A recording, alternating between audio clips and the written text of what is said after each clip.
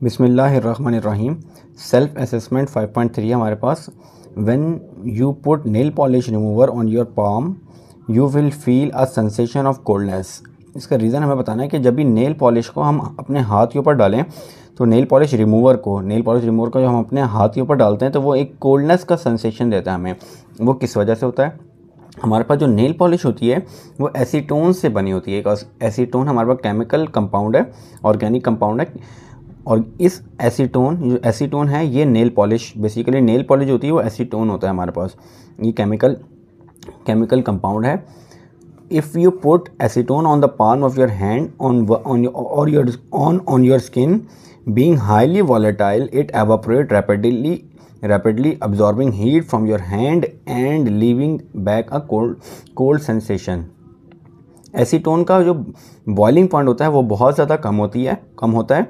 तो जब भी हम एसीटोन को या नेल पॉलिश रिमूवर को अपने हाथ के ऊपर डालते हैं तो वो हमारे हाथ से टेम्परेचर गेन करके वो एवापोरेट हो जाता है, क्योंकि वो हाईली वॉलेटाइल होता है। वॉलेटाइल जिसका बॉइलिंग पॉइंट बहुत ज़्यादा कम हो, तो बॉइलिंग पॉइंट बहुत कम होने की वजह से ये हमारे हाथ से हीट गेन करता है और हीट गेन करने की वजह से एवापोरेट हो जाता है।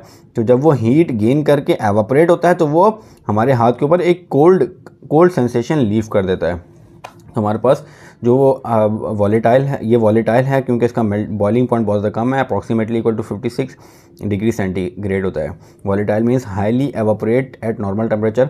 जो नॉर्मल टेम्परेचर पे वॉलेटाइल लिक्विड कौन से होते हैं? जो नॉर्मल टेम्परेचर पे एवापोरेट हो जाते हैं। तो बेसिकली सिर्फ लो बॉइलिंग पॉइंट होने की वजह से वो हाथ से टेम्परेचर गेन करता है और एवापोरेट हो जाता है, क्योंकि उस टेम्परेचर पे हाथ से उसको टेम्परेचर मिलना शुरू हो जाता है, और जब वो टेम्परेचर मिलता है तो उसका बॉइलिंग पॉइंट कम होता है, तो वो जो टेम्परेचर हाथ से मिलता है उस टेम्परेचर पे वो एवापोरेट हो जाता है। तो जब वो एवापोरेट हो जाता है तो हमारे पास पीछे कोल्ड सेंसेशन हाथ के ऊपर लीव कर देता है, तो हाथ पे हमें थोड़ा सी ठंडक हल्की सी महसूस होने लग जाती है। सेल्फ असेसमेंट 5.3 का दूसरा क्वेश्चन है, wet cloth dry quickly in summer than in winter.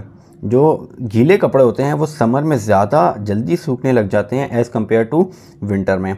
वो इस वजह से होता है क्योंकि हमारे पास गर्मियों में गर्मी ज़्यादा होती है, टेम्परेचर ज़्यादा होता है, तो रेट ऑफ एवापोरेशन बढ़ जाता है। क्योंकि जब गर्मी टेम्परेचर ज़्यादा होता है तो वो वाटर जो क्लॉथ की सरफेस में जो वाटर होता है, एयर उसको अपने साथ ले जाती है, तो वो जल्दी वो टेम्परेचर जो टेम्परेचर हमारे पास एनवायरनमेंट का होता है जब वो कपड़ों के साथ टच करता है तो वहाँ से पानी को एवापोरेट करवा देता है जल्दी, टेम्परेचर ज़्यादा होने की वजह से। तो इस वजह से कपड़े जल्दी सूखने लग जाते हैं। लेकिन विंटर में टेम्परेचर कम होता है तो वहाँ पे रेट ऑफ एवापोरेशन भी कम होता है, इस वजह से टाइम लगता है उसको सूखने के लिए।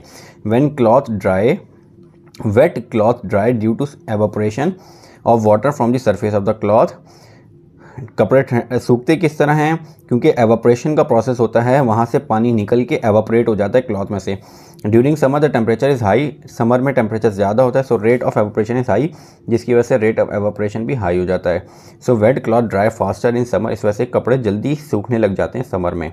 In winter season the temperature is low, winter में टेम्परेचर लो होता है, इस वजह से रेट ऑफ एवापोरेशन भी स्लो होता है, जिसकी वजह से कपड़े स्लोली सूखने लगते हैं। तो ये हमारे पास सेल्फ असेसमेंट 5.3 के दो क्वेश्चन थे, दो साइंटिफिक रीज़न थे, ये इनका रीज़न बता दिया। इंशाल्लाह नेक्स्ट वीडियो में next self assessment exercise start करते हैं। अस्सलाम वालेकुम।